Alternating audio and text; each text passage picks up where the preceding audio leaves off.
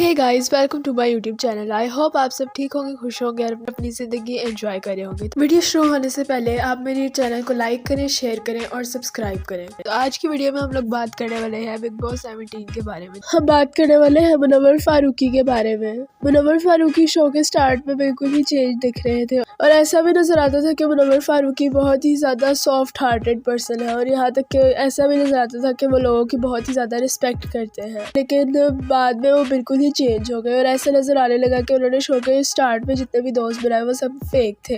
क्योंकि जब जब उनको एक बात कही गई कि उन्हें मलारा चोपड़ा या अभिषेक से दोस्ती ख़त्म कर देनी चाहिए तो उन्होंने उस बात पर अमल किया। जबकि अगर एक इंसान की किसी से दोस्ती बॉन्ड या फिर कोई फ्रेंडशिप हो तो वो कभी भी किसी के कहने पर अपना रिश्ता ख़त्म नहीं करता, लेकिन मुनव्वर फारूकी ने हमेशा वीकेंड के वार के एपिसोड के बाद सलमान खान के कहने पर अपनी दोस्ती ख़त्म किया है और अपना रवैया लोगों के लिए चेंज किया है। और उन्होंने ये सिर्फ मलारा चोपड़ा के साथ ही नहीं बल्कि अंकिता लोखंडे, अभिषेक कुमार और आयशा के लिए भी किया है। अगर हम आयशा की बात करें तो मुनव्वर फारूकी आयशा के आने पर तो पहले उनसे दूर दूर रह रहे थे, लेकिन फिर उसके बाद उसी दिन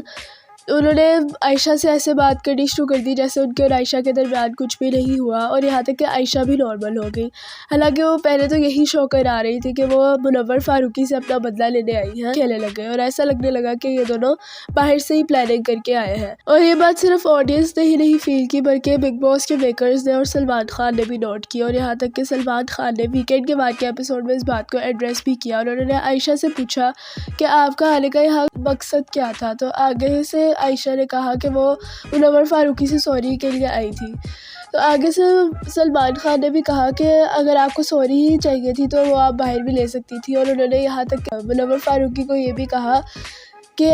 आयशा यहाँ पर आपके लिए नहीं बल्कि फेम के लिए आई है। और सलमान खान ने आयशा की बहुत ही ज़्यादा इंसल्ट की और यहाँ तक कि जब सलमान खान ने जब मुनव्वर फारूकी से पूछा कि मुनव्वर क्या आप आयशा से प्यार करते हैं, तो आगे से मुनव्वर फारूकी ने कहा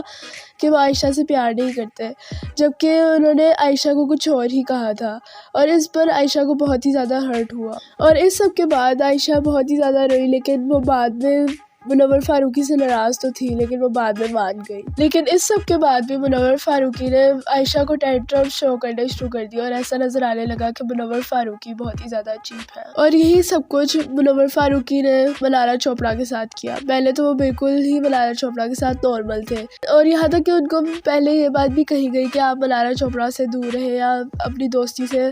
स्टेप बैक कर ले, लेकिन तब मुनव्वर फारूकी ने ऐसा कुछ नहीं किया। लेकिन एक एपिसोड में जब सलमान खान ने उनको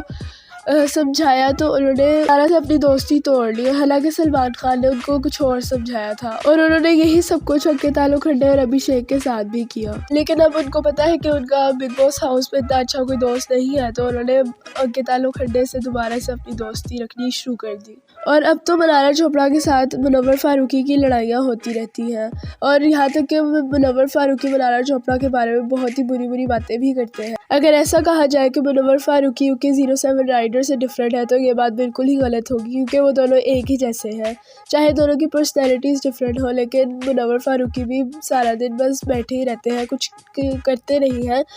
बस लोगों की वजह से दिख जाते हैं। और Munawar Faruqui Bigg Boss house में सिर्फ और सिर्फ अपनी फैन बेस की वजह से है और मुनव्वर फारूकी UK07 राइडर से बहुत ही ज़्यादा जेलस होते हैं और उन्हीं की वजह से UK07 राइडर को घर से